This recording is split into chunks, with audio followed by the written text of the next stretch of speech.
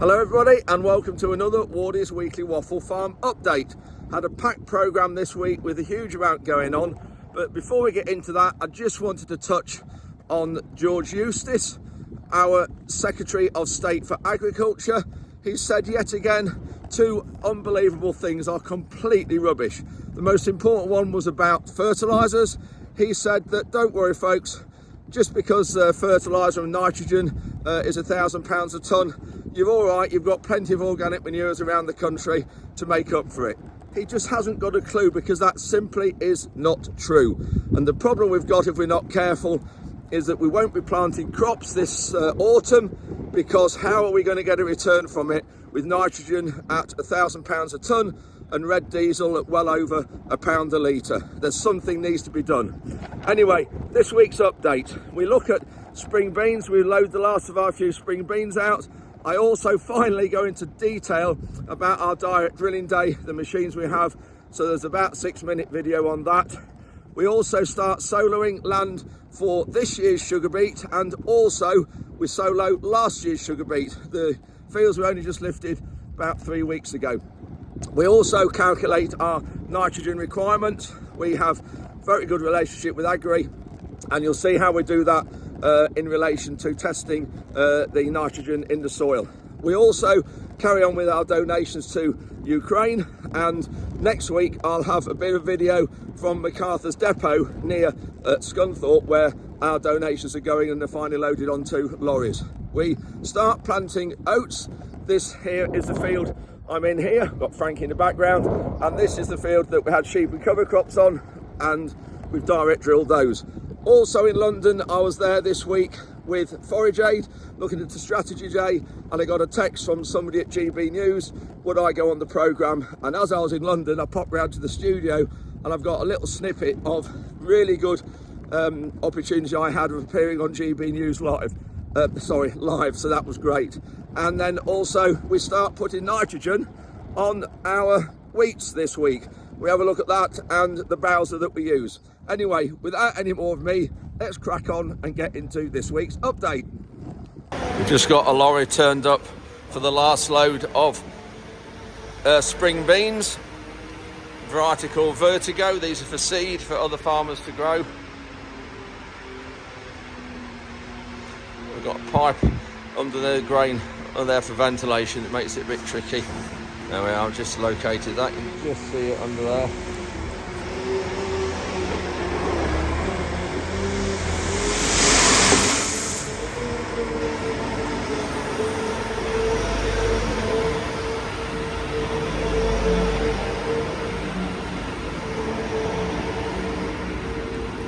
It won't quite all go on this lorry.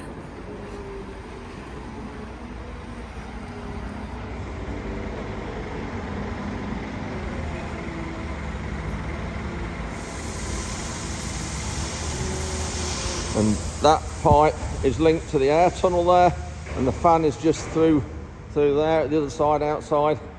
And just a useful way of utilising this shed floor, because when my father put this shed up in 1976, the other side of the air tunnel there is a drying floor you dry them on, and this was just meant for machinery. And I bought these and increased our capacity of storage here, because we've started to grow a few more acres and more crops, so we needed a bit more shed for ventilation, so it's a cheap way of doing it.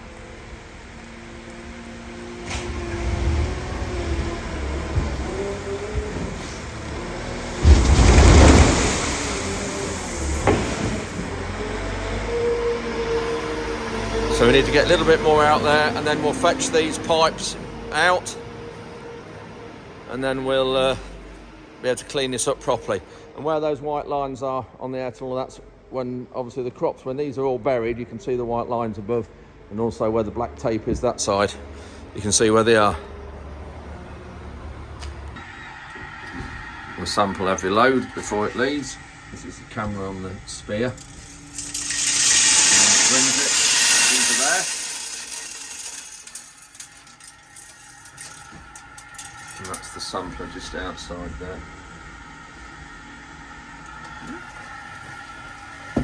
And then those are from the lorry, and we'll test the moisture just to make sure they're right. Then we've got a sample if it any problem at the other end. It's on the way up to the heath, to the light land, to get the field ready for sugar beet. It's in stubble at the minute. We're spraying the field where we've got our direct drilling demo on April the 6th. We're applying 3 litres a hectare of glyphosate and 1 litre a hectare of firebrand, the water conditioner, to help it work better. And it's barley volunteers mostly. There is a small amount of black grass here. It was our worst field. We've had it 5 years continuous spring barley, and in my view there is only one way to deal with black grass, and that's have a zero tolerance approach to it, which in my view again means you can't grow winter wheat if you're trying to get rid of black grass. So we've had 5 years without growing any winter wheat in this field. It's 50% clay content and about 30% silt, so it's as tougher conditions as you'll get for a direct drill. And it's been straw harrowed twice. Ruben's just going around the headlands now. It's been straw harrowed twice. Last October and last summer and early November, and it's done a good job of the straw. There was a lot of straw here last year. Looking there, we've just got a very big black grass plant there and another one there, but generally it's cleaned up really well, so we will soon be bringing this back into winter wheat, maybe the next couple of years.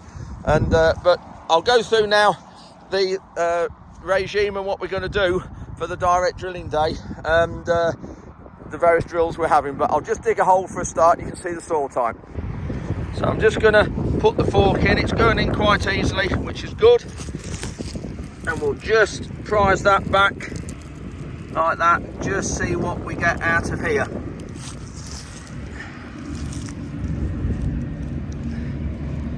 Very wet underneath still, this field is,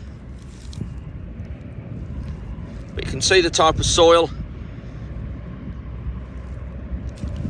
And yeah, but it will be ages before this dries out and properly at depth. But you can see the soil we're dealing with here, quite wet. Yeah, nice worm there, wormholes inside there as well. So that's the type of soil we've got. You can see there what it's like, how wet it is.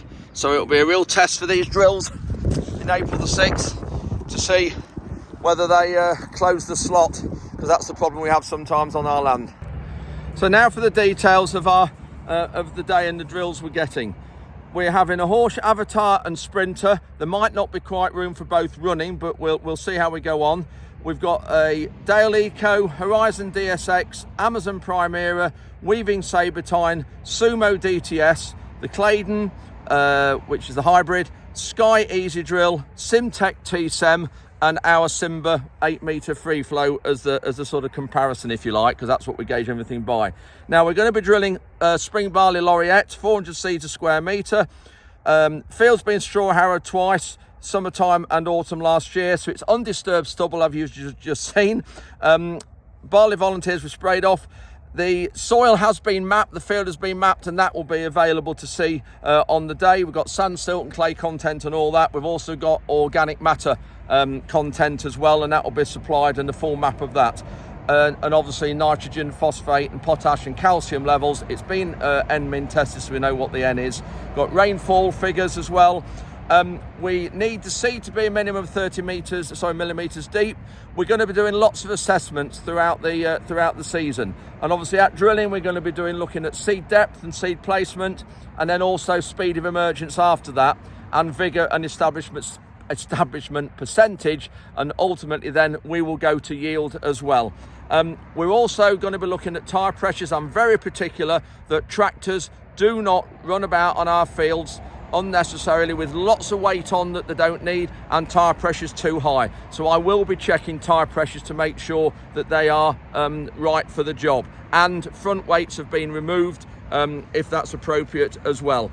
We're also going to be doing penetrometer tests as well. Now when you look at this field, it's long that way, and I think from memory it's, here we go, 505 metres long that way, but the width of it is 354 meters across the width here. So what we're actually going to be doing is we're going to be planting, all the drills are going to be running, planting the barley across the tram lines.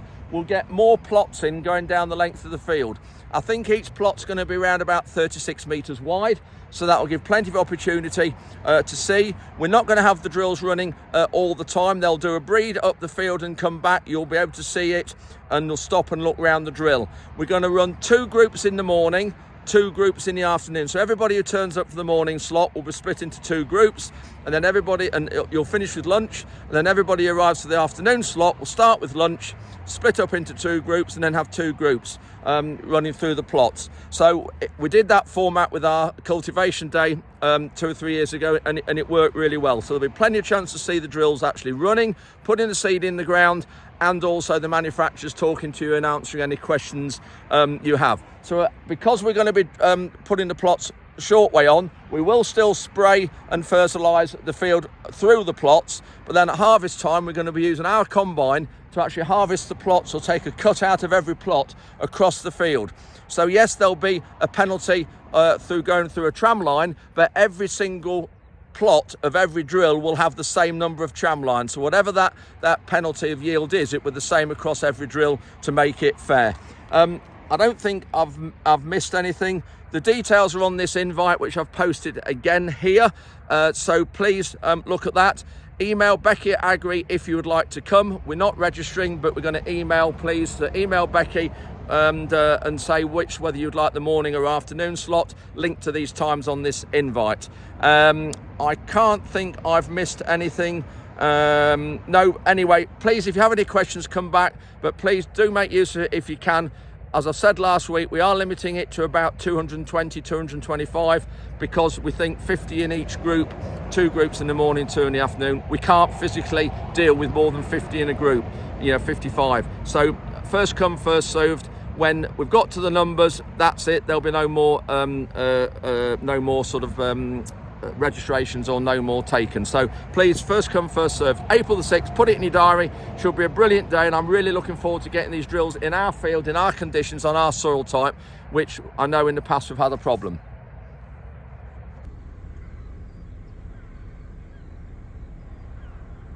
Just come down to have a look at Tom working, and 1, 2, 3, 4, 5, 6, 7, 8, 9 deer.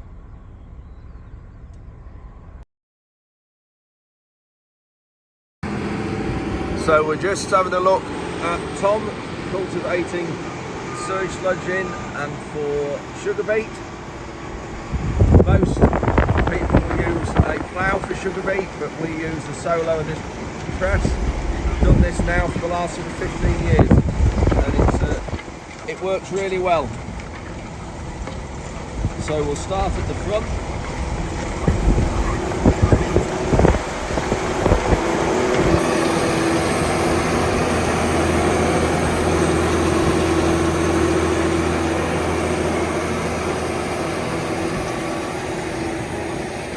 So we've got the first set of discs, doing the first chopping and mixing. We then have some loosening legs there, and they're running around about probably 8 inches deep, that's all, because we only have 8 inches of soil here before we hit limestone. We then have a DD roller, as it's called, a double D packer, to firm and consolidate and chop any lumps, but there isn't any lumps up here. We then have another set of discs at the back, doing a bit more cutting and mixing. You can see there the finish is fantastic, it's lovely soil. And then we just have the press. Those tines really needn't be in, but we just have to take them out. Then we have a double D press firming and consolidating it. And the idea is here that we won't work this field anymore now before we drill sugar beet. The sugar beet will come, we have a contract to come with the Vardastat tempo, and he'll direct drill straight into that without doing any more to it. So it's a really good way of working our sugar beet land. We do this also on the heavy soils at the other farm, but they are cultivated in the autumn when it's dry. So it does a really, really good job. And this solo is 2004. That's how long we've had it. So we've had it a really long while. So it doesn't owe us any money at all. It's yeah, been really good for us and what we're doing, but we're starting to use it less and less now. I'll just have a look at the solo in a minute. We'll see, have a look. It's like here you can see the sewage sludge that's been spread. You saw it in last week's video. So this is all full of nutrients, really good this is. And then this is where we've incorporated it. And that is the effect. You can see the soil type there, really lovely, easy working soil. And it leaves it very level, as you can see. Here's all the straw and things mixed up from the last time, from the last crop. So this is all ready now. So we won't do any more to this. We'll just direct drill straight into it. So looking at the solo, we'll have a quick look at this close up. So 2004 was when we got this. It's only 4.5 meters wide, because on our very heavy soils, before we got this quad track, the old one was 100 horsepower less, and it's all it needed on our heavy soils. But as I say, we're now moving less soil and working shallower. So there's the row of discs. You've got one that way on, if you can see, in a V formation, and then the other one's there. Got Autolube on it as well. And there are the loosening legs. Got different holes here for different depths, but we are fully up, as I've just explained, because of our soil type. Really aggressive wings and points, which really now they're too aggressive now for what we're doing. But you know, this is what it is, and we're using this machine less and less. There's 6 loosening legs in this machine. I'd say they're only 8 inches deep at the moment. Transport wheels. Here's the DD packer. Simba obviously designed these, and they developed these. There's a patent on these. I don't know whether that patent's run out or not. There you can see that. But yeah, it does a real good job. We've got lots of these DD packers on various machines. And then with another set of discs here to finally cultivate at the back. You can see there's a ram there, and this is to set the angle and the shims, because you can alter the angle on these discs. The more angle you have, the more soil they move. Then the culti-press. This culti-press, I only bought it last June time. It's now, I think, 10 years old, but it was in really good condition. Proactive spring tines rather than the solid tines. Also has Autolube on, and leveling boards here. So these leveling boards spring, and then the double D packer at the back.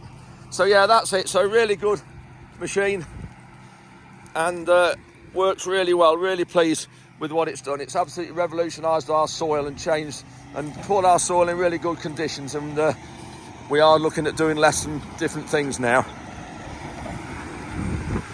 See, that's lowering down.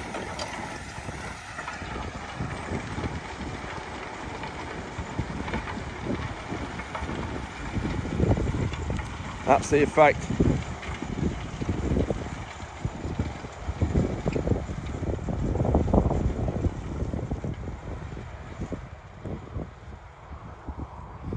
Obviously the tractor's on GPS. We do everything at a slight angle. You can see there, that's the tram line or the wheelings from the previous crop. We're at a slight angle here just to keep all the fields level. So yeah, really pleased with this, and I think some of this is why we get good sugar beet yields and high sugars compared to the factory average. So I've got Fred here, our agronomist. Tom's on the screen. Back in, where are you, Tom? Essex? Yeah, we're just working through all our nitrogen requirements for the year. Fred went round some of the fields to do some N-min soil sampling, which we've got the results here. And I'll just turn the camera around and we'll look at the NDVI results here, and you can see the difference on the colours from whether it's cropped or not. So there you can see on the screen really vividly, the fields in red are the ones that are bare soil at the minute because they're coming spring crops. The lighter green ones, so that one there and up here, are growing wheats that were planted in a decent time, middle of October. And this one here was planted the 25th of September. So it just shows that's a lot more forward than the other ones. This one here was the field that has been planted with the Claydon drill. And obviously there's more soil showing through the rows because they're on wider rows. So that's why it's looking like that. So there we've got Tom looking on. So just looking at these, what did we say we're going to do with this one? Give this one well, 30, between 30 and 50 kilos. Yeah. Previous crop was spring beans, so the spring beans will obviously leave a bit of nitrogen in the soil.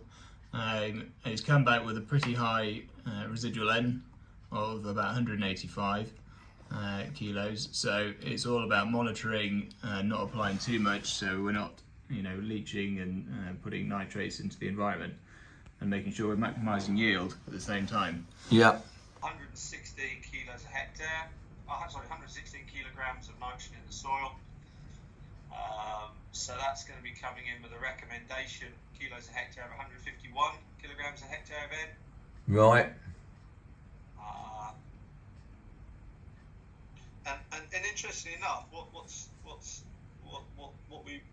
we need like to take account of is 86 kilograms of that nitrogen in the soil is from organic forms of nitrogen, not just physical nitrogen.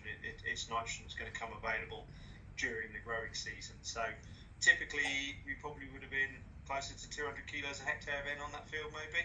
Yeah. But taking account of the nitrogen, we can obviously make a reduction there, really. Cultivating the land that was sugar beet this last year. Frankie, come here. Here. Frankie.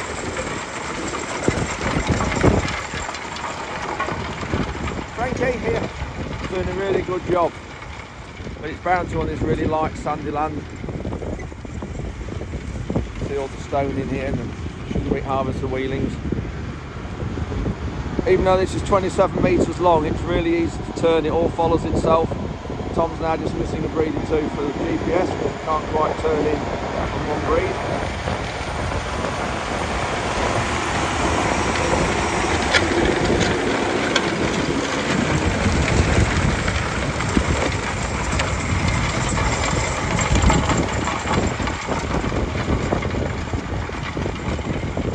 What we're going to do now with this is plant the oats without obviously any further cultivations. Next couple of days we'll be straight in here. And these are naked oats for pet food. Going really well. This is the headland that we've dragged up with that big drag you saw, because it was wet and trailers have paddled it and water stood. But then look at that, as soon as you put the press and the solar across it, the difference it makes. MacArthur Agriculture have come to the farm again to collect another 2 van loads of our donations. We're receiving them from community centres in Newark, schools in local villages and shops, so we're storing for the area. And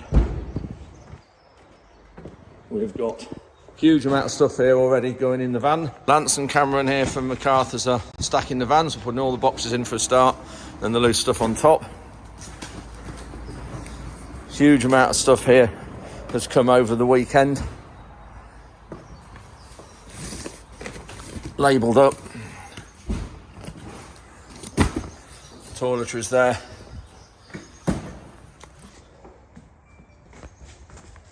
Towels there and baby clothes, lots of food. Lots of food in there as well, stacked up. There'll be 2 van loads. This is then going back to MacArthur's yards at Scunthorpe to be sorted and put in a lorry, and then it will go on the ferry over the water to Holland, and then be transshipped through to Poland and the Ukraine.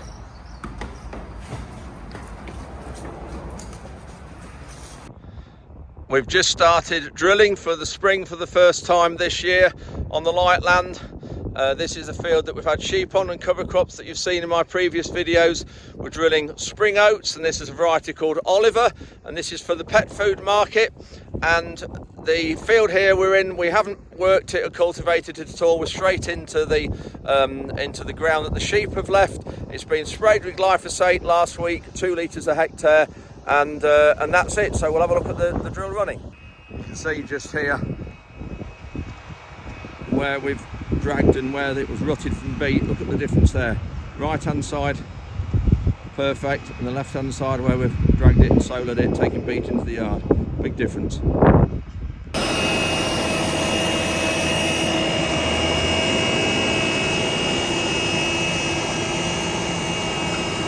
can see the leading tines there. Doing a really good job of loosening it, it's quite firm. And then you've got the rubber roller there consolidating it. You've got the spring tines there with the seed going in. That little disc on the side there is just to stop it leaving a ridge. Got a little V-blade cover in there in between all the backline of tines. Roller firming it again, and then finger tines finally levelling it off.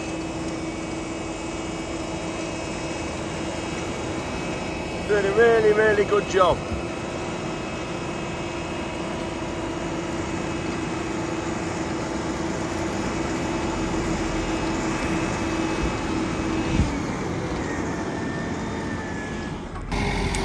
This is how we fill the machine. We don't lift bags over the top of the hopper. So we've got, normally those hold 1.5 tons of wheat or barley, but with these oats it's a bit less. We need some more actually, but we have bought that trailer that you've seen on my other videos with an auger that we're going to be looking at, hopefully, and getting that sorted shortly.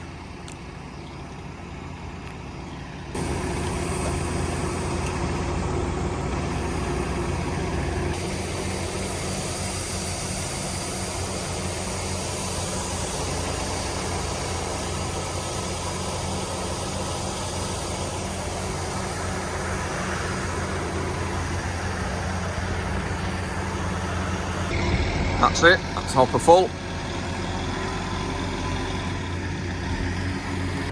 It's Tuesday morning, I'm back in London for the day with my Forage Aid hat on again. And we've got a strategy day with the rest of the trustees. Got a great group who support the charity and do a lot of good work with the charity. They're all here today apart from I think one. And we established or started in 2013. And we really just need to map out the future of where we're going. We've had some great tie-ins, great partnerships with lots of organisations and the main farm charities and supermarkets as well, Tesco's, Morrison's to name two, really supportive, and lots of agricultural dealerships and machinery suppliers, JCB, Bailey Trailers, Case, IH, all those people. CF Fertilisers have been really supportive as well.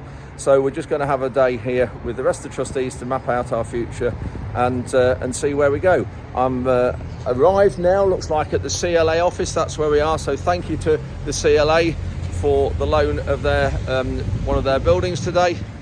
Got some police here in the background. We're in this salubrious area of Belgrave Square, Hyde Park Corner, Knightsbridge, in that area. I'm at the GB News studios near Paddington Station in London. I came here for a Forage Aid meeting and got a call, and they were going to do it on Zoom, but I said I'm in London, so I've popped round to the studios, and I'm going to be on after 5 p.m. talking about food security and the future of food production in the UK. In other words, opening up access, maybe planting some hedgerows, planting trees. Are you starting to see that? We're not seeing people moving to do that, but it's government policy is strangling what we want to do in producing food in the only way that we know, maximise production so that we don't have these issues. But it's government policy that is forcing us to do other things. And I mean, this latest thing that you've just mentioned about the public money for public goods and all that, they're now saying they want, by 2040, they want to remove an area the size of Lancashire from producing food and put it into trees and rewilding it. What planet are they on? And that area, for listeners and watchers just to note that, it is the equivalent of 420,000 football pitches, completely removed. Now, we are told that it's not valuable agricultural land or prime crop producing land like maybe some of mine is in Lincolnshire, but that's not the point. It is areas of land that maybe livestock are grazing, sheep in the hills, that is producing food, wholesome food for our country without importing it. And we're almost out of time. I just wonder if the farming community has got their message across, and in particular in this regard, do you think people really know that we actually only produce half of the food that we consume in this country? And if they did know that, do you think they'd be quite so nonchalant about where our food comes from? I think that is the problem. Food is taken for granted. How we produce it with, caring for the environment, for nature. We don't just apply plant protection products and poison everything. We have to leave our farm for our next generation. So we need to protect that and what we do and how we grow food. And I think the problem is that the public aren't fully aware of what goes into producing food. Andrew Ward, we appreciate you coming in because I know most of the time you're in Lincolnshire. But, Yes, we've got you in London today, so thanks very much. Thank you. We've just started applying some nitrogen to some wheat. It's the first application this season. This field here is the field that we had sugar beet in, so it's planted end of November, and it's just beginning to suffer a little bit now, as some of the other ones are. We use liquid nitrogen rather than prilled out of a bag, and it's much more efficient, and it's much better to apply really, because you're not throwing it onto grass margins, and it's not affected by wind, so we can apply it in windy conditions and it still puts it on accurately. The nitrogen we're on here, we get it from Omex. Omex are only just up the road from us, so we have a good association and connection with them, which is great. And the price we're on at the minute, because the 3 tanks we have in the yard, which I'll look at those another time, but the 3 tanks we have in the yard hold 50,000 litres each, and I got those filled up last June, so we're actually at last year's price with this. So this is equivalent of about, I think, £220 per tonne, so that is really, really good at the moment. But then obviously once we use these 3 tanks, 150,000 litres, once we use those, then it will obviously we'll be on to some different price, but again, it's cheaper than what it is today because I ordered it a long while ago. So application here, we're putting on 75 kilograms of nitrogen per hectare. This sugar beet, after sugar beet, would normally get around 220 kilograms in total. We've done some nitrogen samples as you've seen in the soil, so we've got those for lots of different fields and different readings. So we're applying the product exactly as the crop needs it, rather than over applying it. And then we're going to be using the handheld end tester that you'll see in a few weeks' time as the crop grows, to see how it's taken up the nitrogen. So we'll have a look at this now and just see the sprayer in action properly, and also the Bowser, because we've got a really good Bowser that Bailey's built us about 4 years ago. We'll have a look at that. We've got GPS on this sprayer, so it'll switch itself on when it gets to this line just there. Yeah, so for minimum overlaps, because up to that line there was done on the headland when we went round the outside where Frankie is.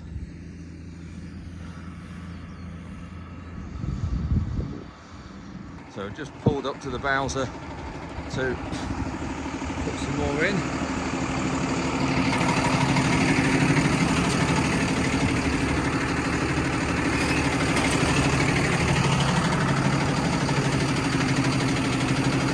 There's the sight tube with the 2 tanks. So that's the big tank, 12,000 litres, and then the front tank holds 5, and that is this section here, and it's totally separate from there to there. It's a total separate compartment. We use that for a mixer tank when we're spraying, so we can mix products up in the tank for spraying. And then the back tank there's all water. Here's the valve. Here's the various valves in there for taking it from one place to another. So we're taking it in a minute from the mixed tank, that's the front one. We're pumping out, which means through here.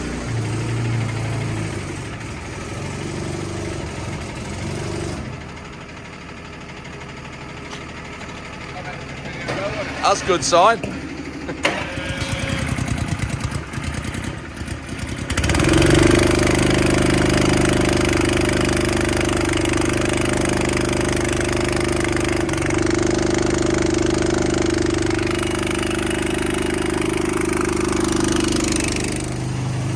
We've got 3-inch pipe work everywhere on this Bowser to fill it up quicker, and that goes straight into the top of the sprayer.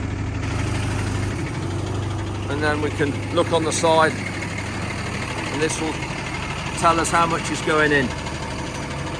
See that top one there? Obviously, there we go. And that's how much we want in the tank in total, 4,100 litres. So here's the dribble bars close up. see coming out, these nozzles coming out there. Got the sprayer nozzles behind, so all we do is in the screen, we go into the settings in the screen here, I'll not do it now, and we just change the lines, so you can go from spraying chemicals, plant protection products, to putting fertiliser on through the different nozzles. Just press a button, switch one line off and one line on, quick as that. So that's it for another week. Please click like and subscribe, come back with any questions, and also click the bell button to alert you of when I post any videos, because I'm just wondering if you would prefer me to post a 20-minute video on a Wednesday and another 20-minute one on a Sunday, rather than keep everything to 35 minutes or 30 minutes, which is a job, on a Sunday. So please let me know. Anyway, until next week, cheerio.